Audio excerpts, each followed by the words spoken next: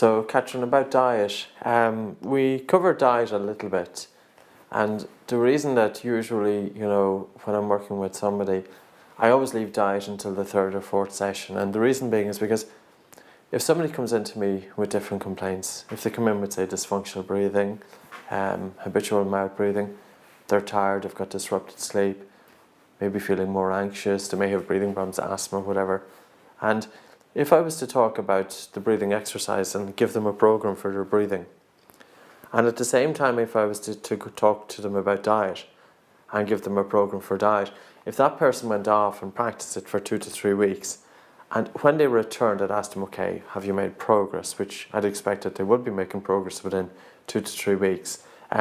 If I was to ask them what do they put it down to, invariably they talk about diet.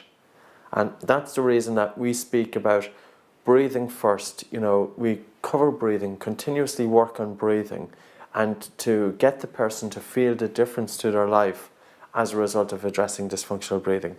Diet is secondary. So in talking about diet, it's kind of obvious stuff, it's stuff that we all know about.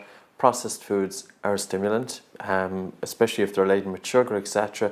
They increase breathing. So another aspect of it is high protein. Now, I'm not saying for people to become vegetarians, but heavy protein, dairy products, etc., of course, they're going to increase breathing as well.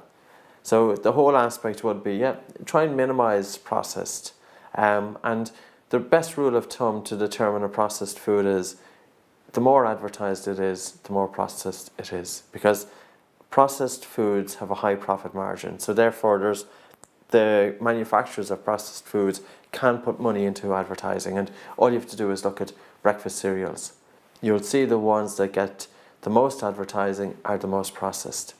So the other aspect about diet is that water doesn't have any impact on our breathing. So we can drink water, and it's about not overdoing water. Don't drink too much, don't drink too little. Drinking too much water is actually as bad as drinking too little. We can have water toxemia as regards that if we drink too much water, sodium levels can decrease to critically low levels and it can be fatal. So there's a happy medium there. Just as with breathing, there's a happy medium with breathing, there's also a happy medium with water. And the other factor is overeating. If we eat too much, it adversely affects our breathing. Now, is it that a person because oftentimes you see somebody who's obese, they often have very poor breathing habits.